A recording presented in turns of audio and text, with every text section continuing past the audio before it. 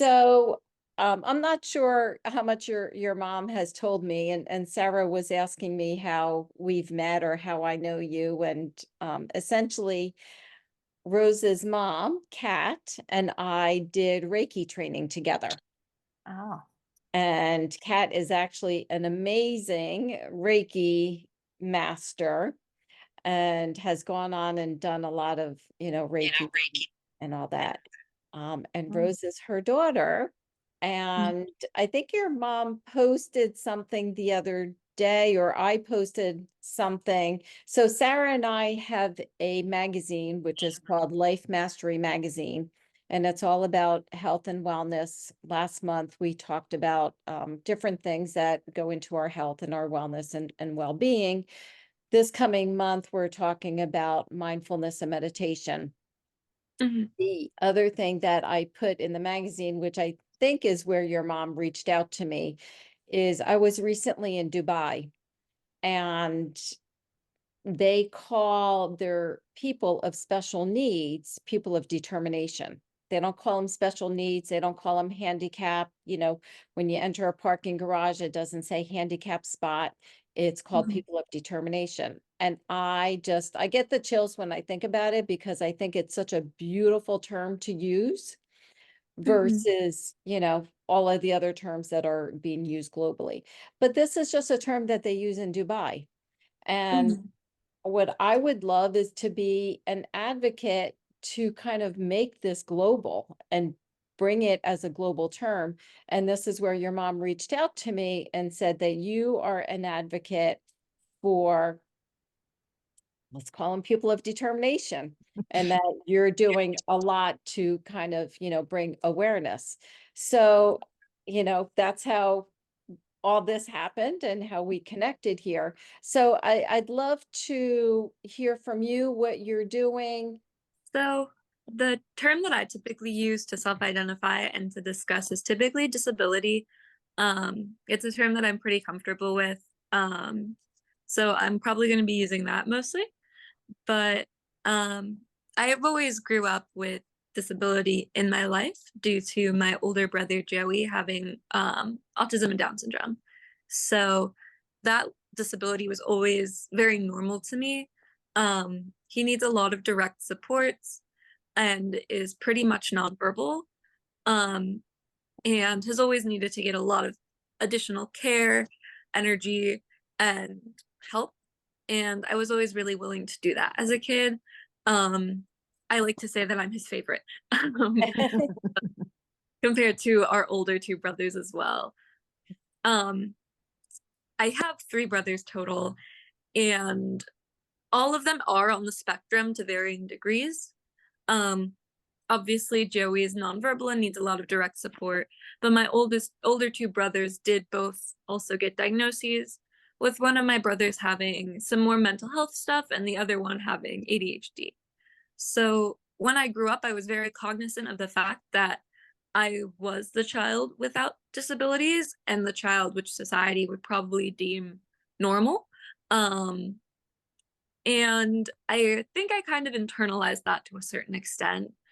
Um, Particularly because it was something that set me apart and I was the youngest and all of those ways that you want to like identify yourself in that.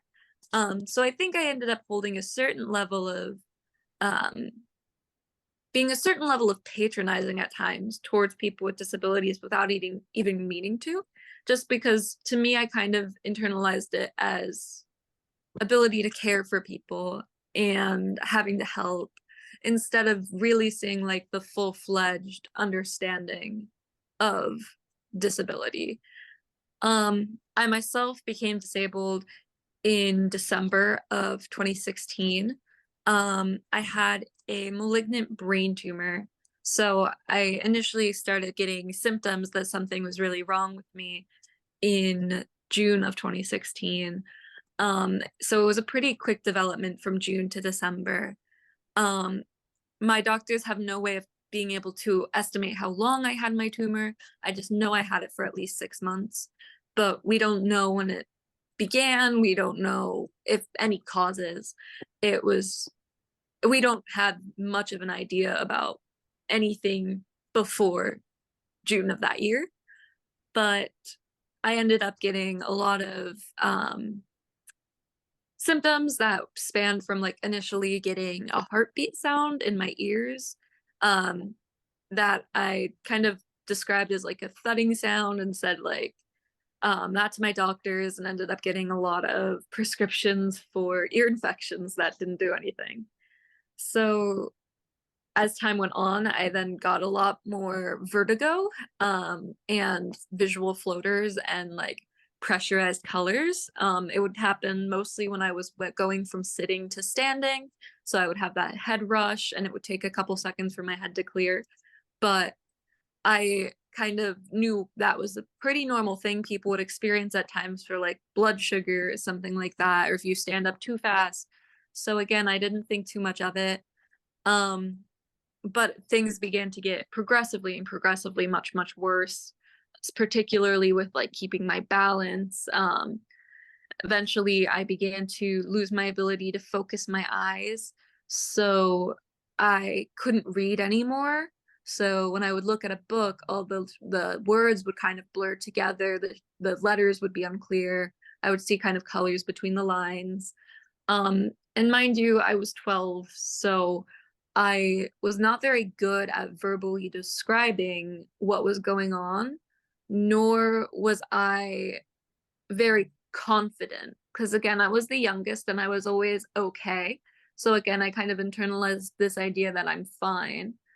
I ended up deciding that clearly I was just going crazy. So I really was not communicating what was wrong with me until it was progressing much too fast. Um, I think the last couple symptoms I ended up getting was I had a facial palsy. So the left half of my face went numb. And then on December 10th, I lost sight in my right eye. And we had initially finally gotten referred to a neurologist appointment, which I would have had on the 13th, which would have been a Tuesday. And I got sick on Saturday. And I say I got sick, but I was sick. I got diagnosed on a Saturday. So I went to the hospital due to losing my sight in my one eye, and I got diagnosed with my brain tumor, and everything happened really quickly after that. I had an MRI the next day, and the 2 days after I was told I had a brain tumor, I was in emergency surgery, which was about 8 hours. And I don't entirely know when I lost the rest of my sight, just because I was on some pretty heavy painkillers and I was going through a lot of stress. And eventually, though, the vision in my left eye, I lost the majority of the peripheral. So it stabilized eventually, but instead of my sight getting better after they removed the tumor, it progressively continued to get worse, which was not something that had been anticipated. I Hmm. experienced a lot of grief over this, as anyone would, because you don't really know how much you rely on your sight, and you don't really know how embedded seeing is into our culture and into the way the world is systemically made until you no longer have it. I was also a really visual kid. I loved art. I used to be like, I want to be an artist when I grow up. And I really like drawing really realistic things. So I lost that ability almost entirely. And if I even tried to use the little bit of sight I do have, it's incredibly painful. So to clarify, the way I see is there's no sight at all in my right eye. You can shine a light in it and I'll be able to feel that there is something happening, but I won't be able to see at all any changes. And then my left eye, again, no peripheral vision. I tend to like to say that it's like looking through a really thin straw or like a Cheez-It. Um, and when you have that small amount of sight, I think a a gracious estimate is about 4%. I think it's closer. I've gotten estimates from 4% to like 1 or 2% of the sight a normal person has. Um, so though I have that sight, it's not very useful to me in most circumstances. I cannot read with my eyes. I can't navigate with my eyes very well. Most of the times, if my sight is useful to me, it happens more so by accident. than anything I'm able to really functionally use it for. So the term I tend to identify myself with is a functionally blind person. Um, but I do use the term visually impaired and low vision as well. But for me, I think blindness is just what I identify the most with.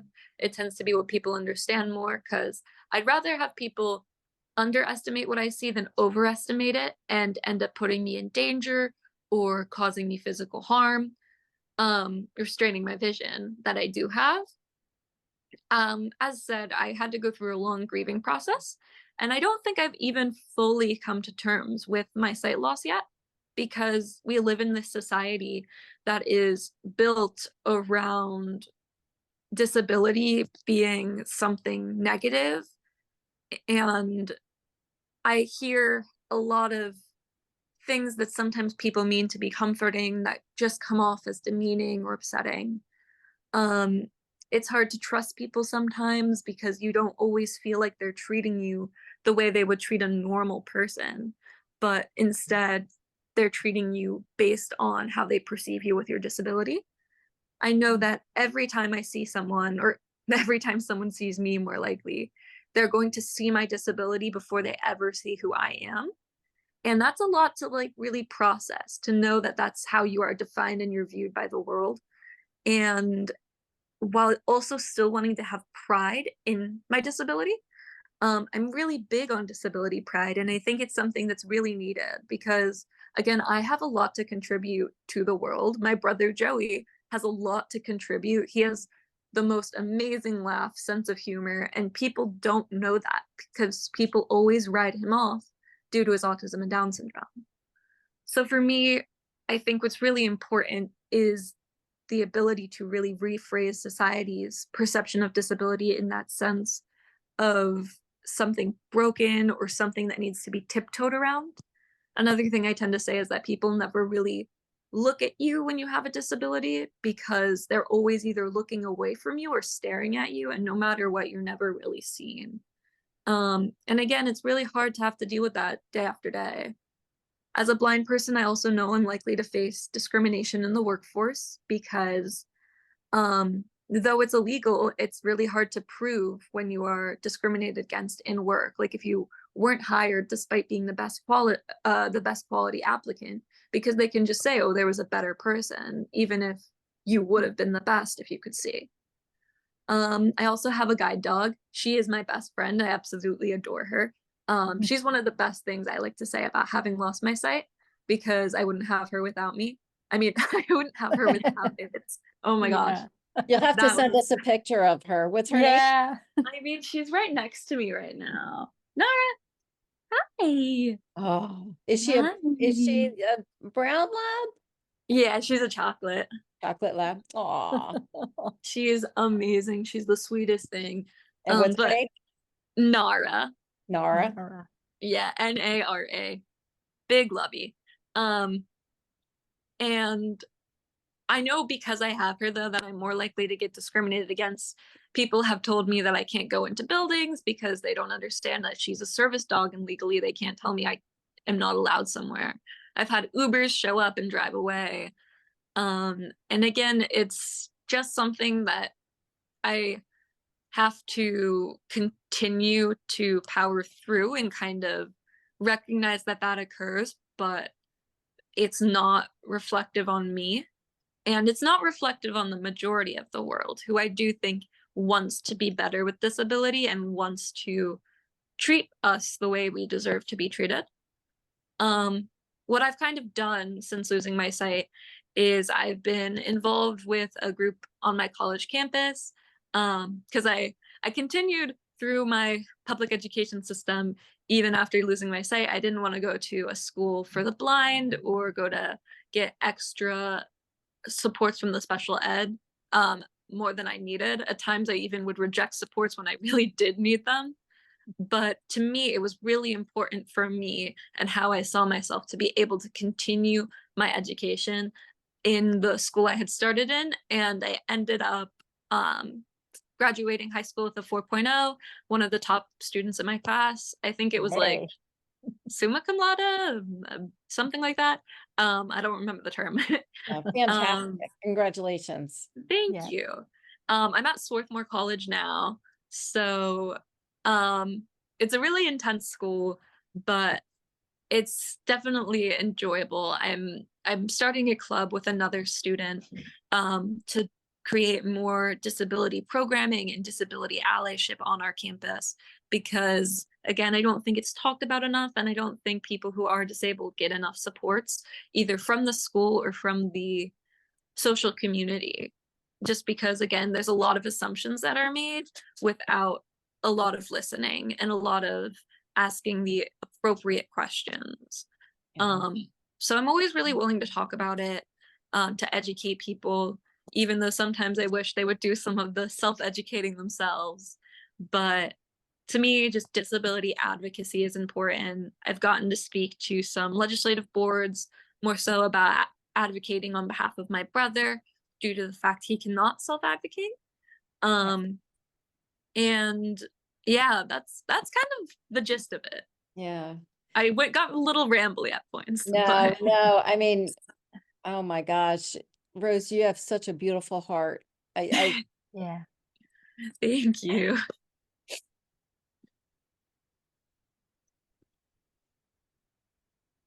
thank you. Thank you. Um, yeah, like, when go ahead, Sarah. I go. Thank you so much for sharing with us, Rose, because you are right. People are not educated enough. And, and I speak for myself. Sometimes it's not that we don't want to. And again, like you said, before you got sick, like you could be like a little bit condescending with the other people because you just think you know best. You're considered normal, right? Yes, and unfortunately, it's a very fine line. So I'm afraid it might, it happens. It probably happens to me unconsciously, of course, I, but I think I yeah, probably still do it to other disabled people to a certain extent. So I kind of think of it like every day learning to challenge ableism around me and the Mm. ableism inside of me that probably is always going to exist just because that's the world we live in. yes, yes. Yeah. No, No, thank you, Rose. I mean, like I was saying, you have a beautiful heart, and mm, we want to give whatever awareness that we can to you yeah, and to your cause. yeah, Um, I love what you said. I wrote down a few things. Disability pride. I yeah. love that. Um, July is technically considered Disability Pride Month. oh, is Uh, it? yeah. We'll have to remember that, Sarah, and Yes. And refocus on that again. Um, rephrasing society's perception. And that's what when I was in Dubai and I saw this thing of people of determination, and then I wrote about it in our May magazine, what Dubai does and the services that they provide to their people of determination Mhm. is amazing. Amazing, from jobs to monetary compensations. I mean, there's just so much that they do, insurance, medical care, all of that. And I'm like, why isn't this global? Why can't this be a global initiative where I mean, I see it. I have a very dear friend of mine whose son is disabled, and she has to do everything. It's her full-time job to take care of him, and he's 13 years old.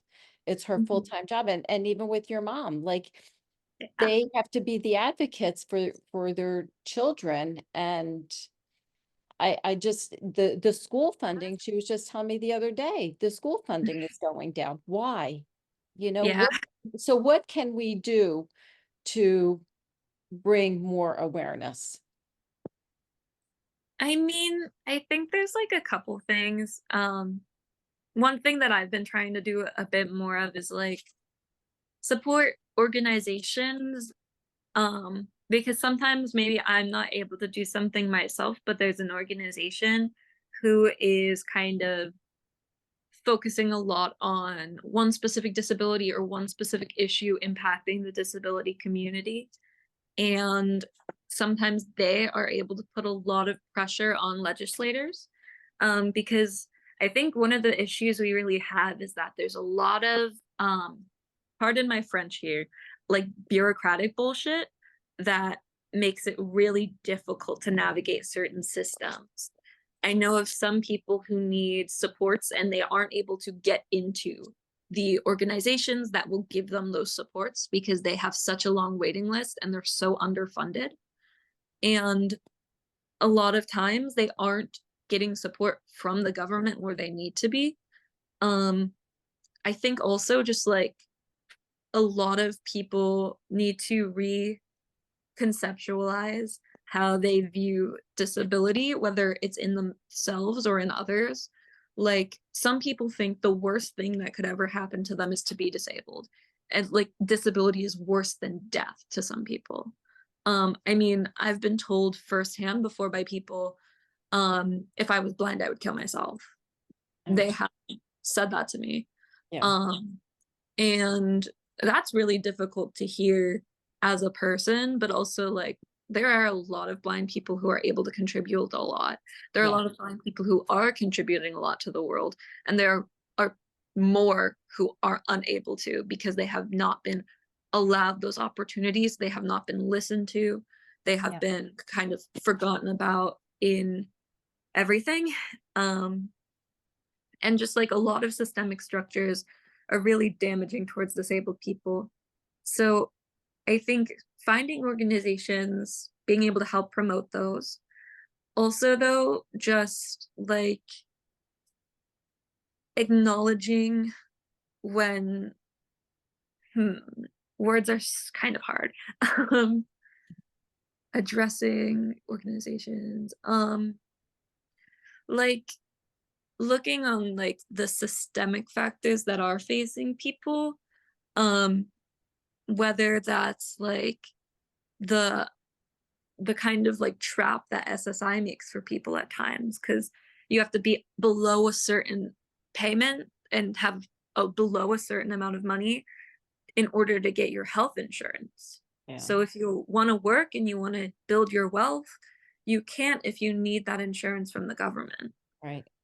And again, a lot of people tend to take this very liberal capitalist idea that like if you just work harder, if you just do more, if you are better, then you are going to have the results you want to see. But for a lot of people, they are working as hard as they can, and they aren't getting that recognized. Yeah. And even then, sometimes good enough should be enough for disabled people and non-disabled people. Yeah, we Sorry. all have limitations, right? Rose, I was just looking at the Yes. time and I want to be mindful because I think you've got class or you've got something going Yeah. on at 1 o'clock. So we don't want you to be late. Mhm. So we really, really, really, I mean, I think I can speak on behalf of Sarah and me that we really appreciate the time that you've given us. So thank you so much, Rose. I don't want you to be late, so I don't want to, rush Thank off. you, but Rose. It was Thank nice you. meeting you, You and you too. do have determination, so congratulations. Yes, keep that Absolutely. up. Thank you. Absolutely. Have a nice rest of your days. Thank you. Thank you. Bye-bye. You as well. Bye-bye. Bye.